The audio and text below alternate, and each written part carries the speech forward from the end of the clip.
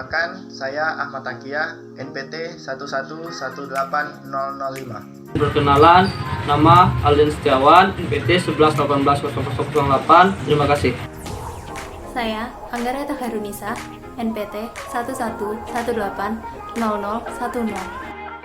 Saya Salsa Ahila, NPT 11180027. Perkenalkan, nama saya Smith Floyd Hasilan Papohan, NPT 11180028. Dan pada kesempatan kali ini kami akan membuat video mengenai angin dan teknis bagaimana angin disandi, bagaimana cara mengamatinya dan lain. Jadi saksikan terus video kami. Seperti yang kita ketahui bahwa seluruh alam semesta syarat akan ilmu pengetahuan dan dapat untuk dipelajari. Contohnya angin. Dalam kehidupan sehari kita selalu berinteraksi dengan angin baik secara langsung maupun tidak langsung. Nah, kalian pernah nggak berpikir bahwa angin itu apa ya dan bagaimana cara kerjanya serta apa manfaat dalam bidang meteorologi? Baik, kali ini kita akan membahas pengertian angin. Angin adalah udara yang mengalir, bergerak dari tekanan tinggi menuju tekanan rendah, di mana suhu permukaan yang tinggi akan memiliki tekanan yang rendah, dan sebaliknya, suhu yang rendah akan memiliki tekanan yang tinggi. Semakin besar perbedaan tekanan, maka semakin besar pula kecepatan angin yang ditimbulkan. Ada dua istilah dalam menjelaskan proses angin. Yang pertama, konvergensi. Konvergensi adalah aliran udara yang bergerak memasuki suatu wilayah. Pada daerah konvergensi, gerakan udara ada vertikal ke atas, di mana akan mempercepat proses pembentukan awan atau kondensasi. Yang kedua adalah daerah dispergensi, di mana dispergensi adalah kebalikan dari konvergensi. Udara mengalir menyebar atau keluar dari daerah tersebut.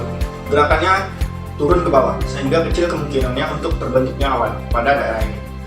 Terus ada nggak alat yang digunakan untuk mengukur kecepatan angin tersebut? Nah, alat yang digunakan untuk pengamatan angin adalah anemometer, wind vane, anemograf, dan anemometer digital. Untuk anemometer adalah alat yang digunakan untuk mengukur kecepatan angin dan dinyatakan dalam satuan watt.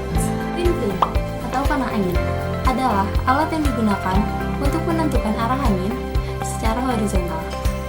Anemograf adalah alat yang digunakan untuk merekam kecepatan dan arah angin.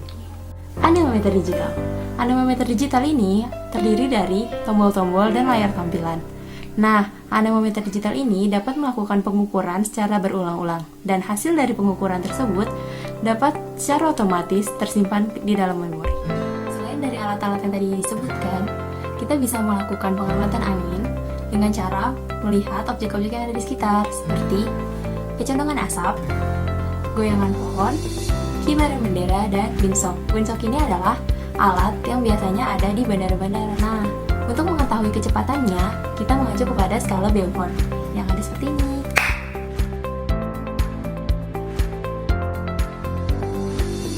Paham. Nah, terus kan saya dalam bidang meteorologi nih. Saya dengar-dengar di meteorologi ada belajar masalah sandi.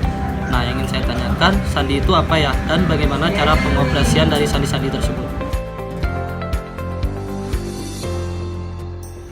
Baik, sekarang kita akan membahas bagaimana cara menyandi angin. Seperti kita tahu bersama bahwa seluruh informasi cuaca, baik itu informasi mengenai angin, curah hujan, temperatur, disimbolkan atau diinformasikan menggunakan sandi. Jadi nantinya parameter-parameter tadi akan dibuat dalam suatu sandi sehingga dapat diinterpretasikan menjadi informasi cuaca. Khusus untuk mengenai informasi angin terdapat pada sandi seksi 1 kelompok kedua. Nah, isinya itu berupa N, DD, FF, kurung, 00, FFF, tutup kurung. Nah, apa aja itu dari penyusunan sandi itu? Mari kita bahas bersama. Baik, penyusunan yang pertama itu adalah N. N itu merupakan sandi untuk menyatakan wilayah tutupan awan. Selanjutnya adalah DD. DD adalah sandi untuk menyatakan sumber angin berembus atau sumber datangnya arah angin. Nah, dan itu biasanya dinyatakan dalam puluhan. Contoh, jika angin datang dari sudut 130 derajat, berarti yang ditulis itu adalah 13. Jika arah datangnya itu adalah 270 derajat, maka yang ditulis adalah 27, sehingga hanya 2 angka di depannya saja yang ditulis. Kemudian ada beberapa hal yang menjadi aturan atau yang perlu kita ingat dalam menyandi angin. Yang pertama, angin yang didata atau dilaporkan itu adalah angin rata-rata yang berhembus selama kurang lebih 10 menit sebelum pelaporan itu dilaksanakan. Dan yang kedua adalah jika stasiun itu tidak memiliki petunjuk arah angin, maka dapat dilaksanakan dengan memperkirakan. Seperti itulah 2 hal yang perlu diperhatikan dalam penyandian angin. Nah, jika tadi teman saya sudah membahas tentang penyandian DD, yaitu penyandian tentang arah angin, maka di sini saya akan membahas tentang penyandian FF, yaitu penyandian kecepatan angin dalam knots. Nah, dalam penyandian ini terdapat beberapa ketentuan yang harus diperhatikan. Yang pertama, kecepatan angin yang digunakan ialah kecepatan angin rata-rata selama periode 10 menit sejak sebelum waktu pengamatan.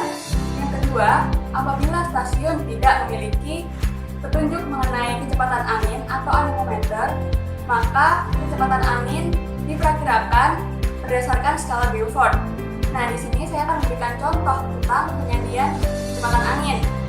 Jika dalam suatu pengamatan didapatkan kecepatan angin sebesar 5 knot, maka disandi 05. Kemudian, jika kecepatan angin yang didapatkan sebesar 27 knot, maka disandi 27. Namun, terdapat pengecualian untuk kecepatan angin yang lebih besar atau di atas 99 knot.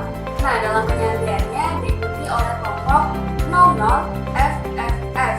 Nah, dalam penyandian untuk kelompok DD FF ini, FF ditulis 99 dan diikuti dengan penyandian untuk kecepatan angin yang didapatkan dalam kelompok 00 FFF, di mana 00 sendiri merupakan penanda dari kecepatan angin di atas 99 knot. Nah, untuk lebih jelasnya saya akan memberikan contoh. Dalam sebuah pengamatan didapatkan awan yang menutupi langit adalah 5/8, di mana N sama dengan 5. Kemudian arah angin berasal dari 270 derajat, yang berarti DD sama dengan 27. Kemudian kecepatan angin yang didapatkan sebesar 115 knots, yang berarti FF sama dengan 115.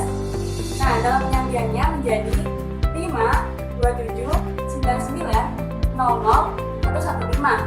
Nah, untuk 5 sendiri yaitu nilai dari N, 27 adalah nilai dari DD, 99 adalah nilai dari FF, di mana untuk kecepatan angin di atas 99 knot, dan 00 adalah penanda dari angin di atas 99 knot, dan 115 adalah nilai dari kecepatan angin itu sendiri. Nah, jadi seperti itu untuk penyandian arah angin dan kecepatan angin. Jadi begitu ya, keren sih, nggak sia-sia aku masuk jurusan meteorologi. Ternyata banyak manfaatnya dalam kehidupan sehari-hari, baik itu secara langsung maupun tidak langsung. Sekian, terima kasih. Wassalamualaikum warahmatullahi wabarakatuh.